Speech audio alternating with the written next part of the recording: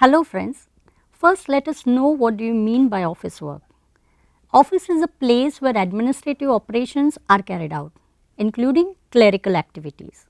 It is a place where various activities are carried out.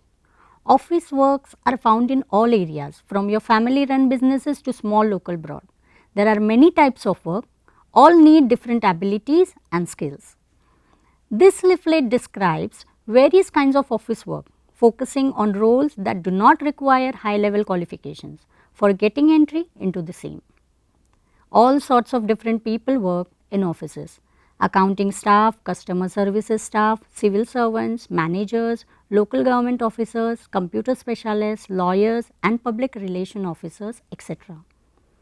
All organizations require people with office skills to offer reliable backup services. The basic functions of an office are receiving, recording, arranging and giving the information. In any office, be it sales, stores, purchasing personnel or finance, it will be seen that the functions are carried out most of the time. Office work is continuously being affected by new developments in technology. An observable example being email and instant messaging, which have replaced many of the letters, phone calls and memos that used to pass within and between the organizations. Many office works offer the opportunity to work part-time and or in a flexible time.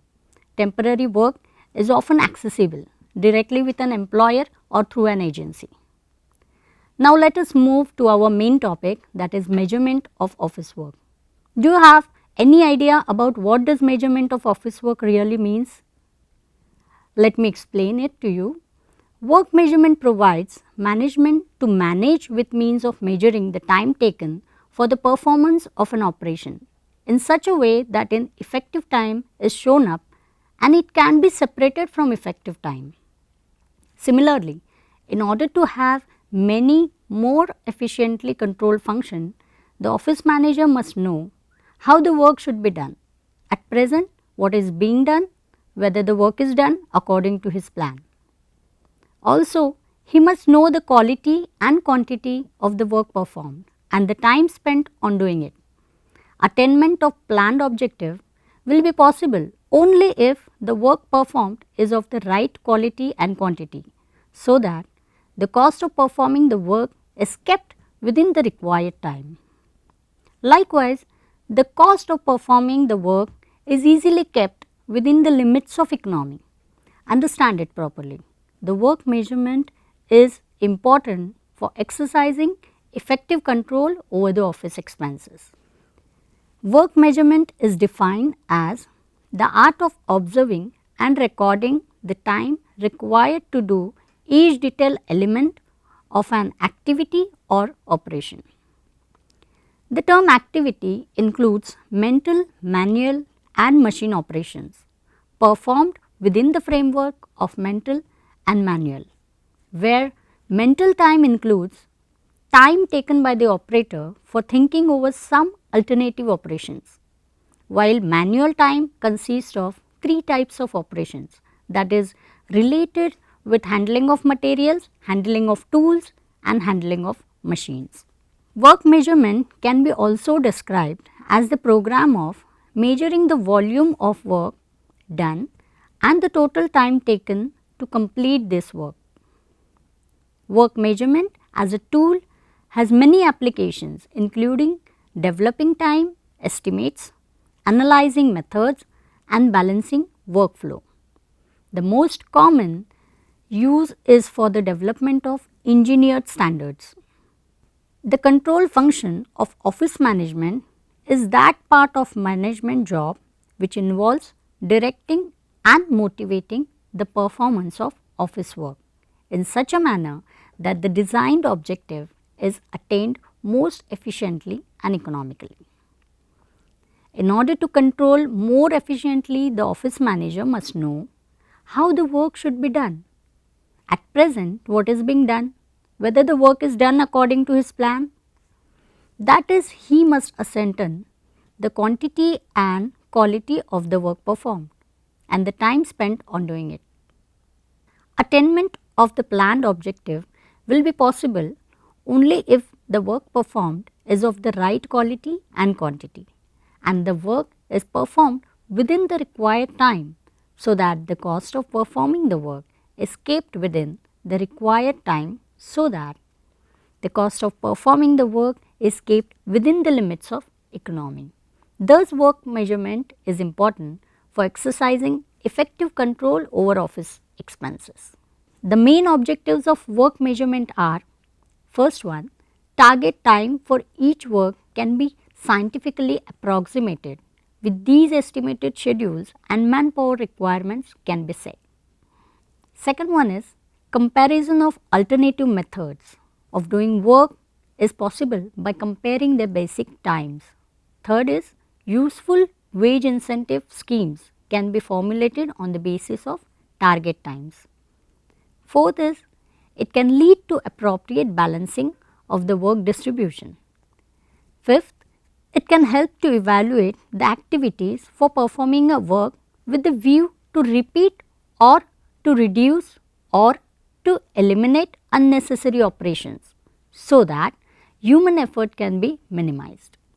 Sixth is to standardize the correct method of performing operations. Seventh, to standardize conditions for capable performance. Eighth is to find out man and machines ratio for effective and efficient utilization of both. Ninth is to give information and basis for production, planning and scheduling activities. Process of measurement of office work can be explained in two ways. First is by standardization and second is by past records and performance. Let us see, there are four ways of measurement of office work by standardization. First is standardization and improving methods of work. Time standards should be set just after method of work have been improved and standardized. This act ensures that the tasks to be measured are performed in most efficient, probable way. Further, it ensures that all employees are performing the work in the same way. Second, tasks to be measured are determined. Before starting the measurement process, every parts and elements are classified. The supervisors have to agree upon the task classifications and their descriptions. Third, defining and measuring units. The unit in terms of which a task is to be measured must be defined effectively. For different types of work, the work unit would be different too. Yet, it will be essential to have a unit which is simple to count, identify and understand. Fourth is to establish the procedure for reporting.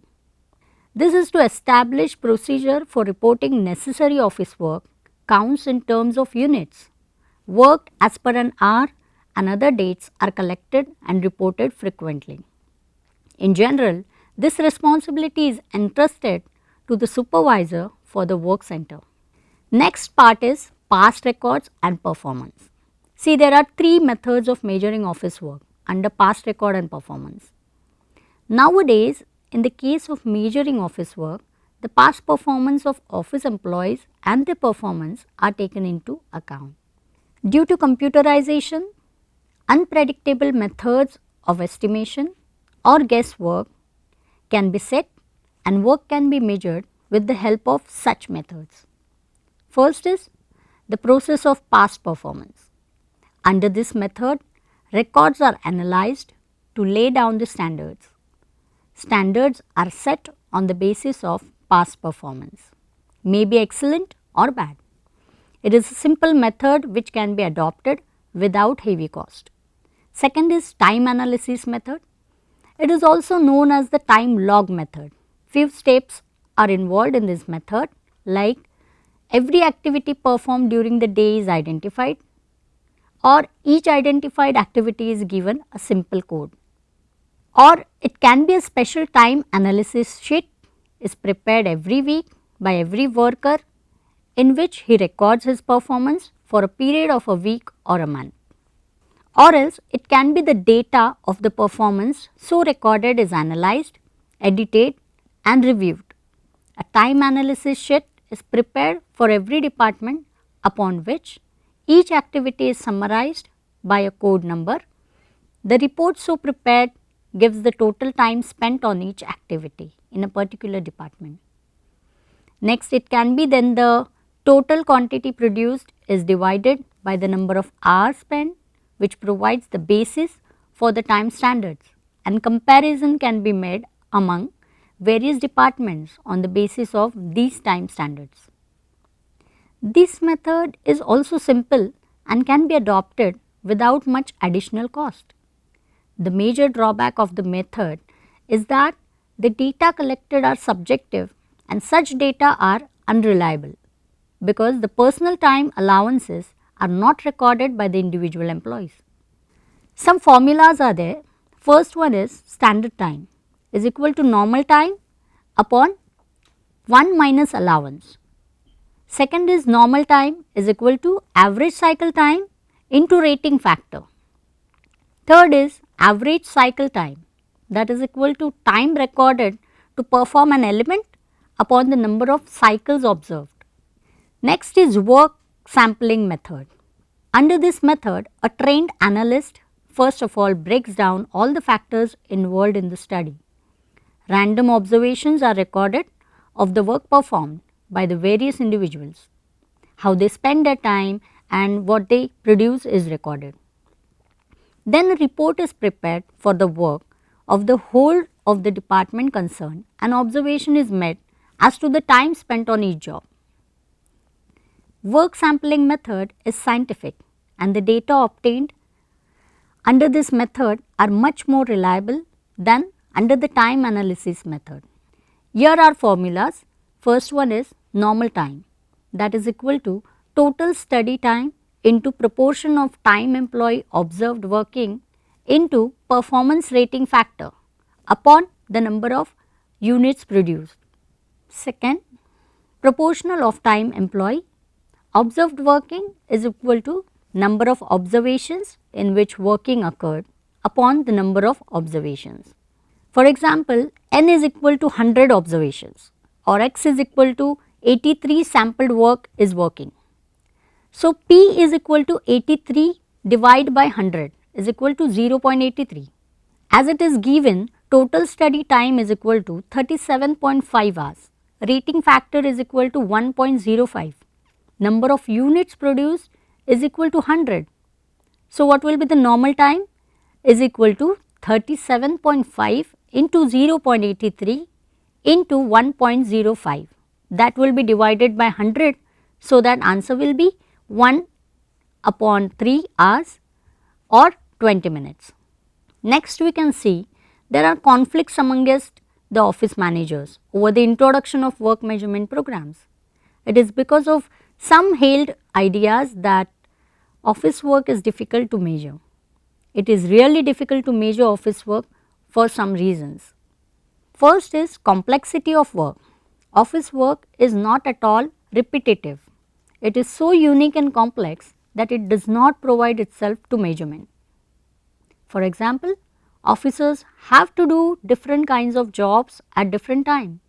Sometimes they may be preparing a letter, another time collecting information or at another time drafting an invoice.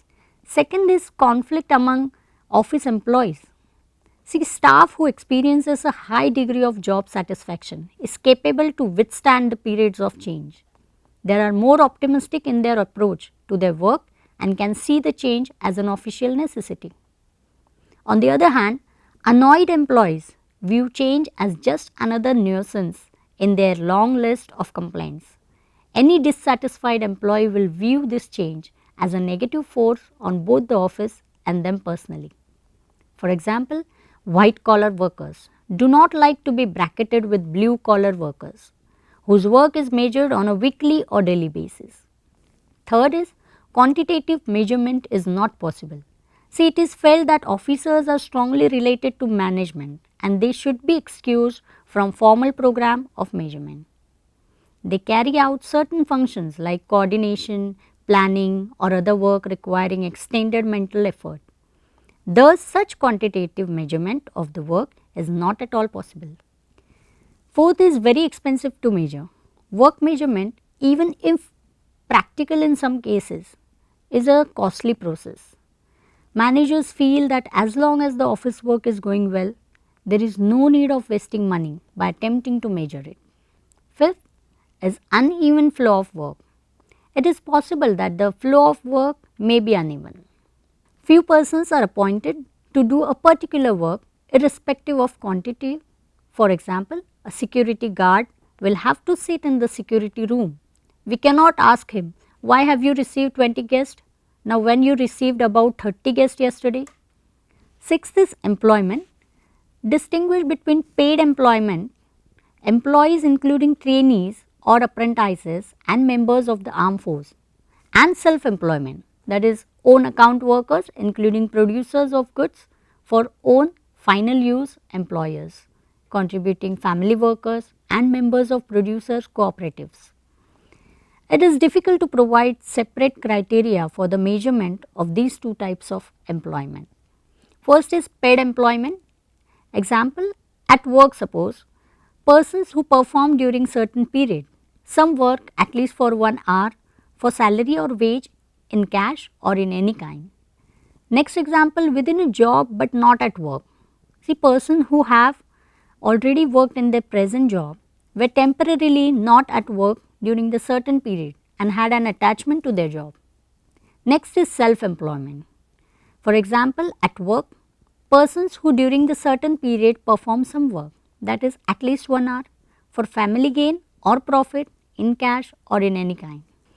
Next example can be with an enterprise but not at work.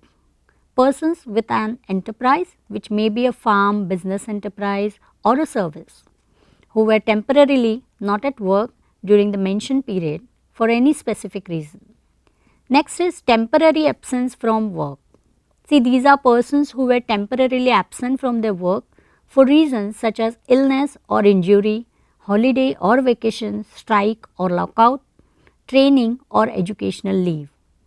Temporary reduction in economic activity, suspension of work due to bad weather, temporary disorganization or electrical or mechanical breakdown, shortage of raw materials, etc., including other short-term absence with or without leave.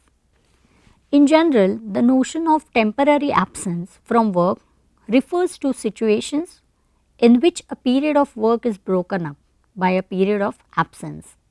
It implies that persons should only be measured as being temporarily absent from work, and thus if they have already worked in their present activity and are likely to return to their work after the period of absence, it is very difficult to measure a work in such cases. See the woman on maternity leave. Women on maternity leave who have an assurance of a return to work following the end of the leave should also be considered as being employed during the necessary period of leave stipulated by national legislation to ensure that mothers before and after childbirth have enough rest or for a period to be specified according to national conditions. In countries where they are not classified as employed according to some criteria, women on maternity leave should be classified as not economically active or unemployed depending upon their current accessibility for work and recent job search activity. In such cases, it is difficult to measure the work. Next is trainees.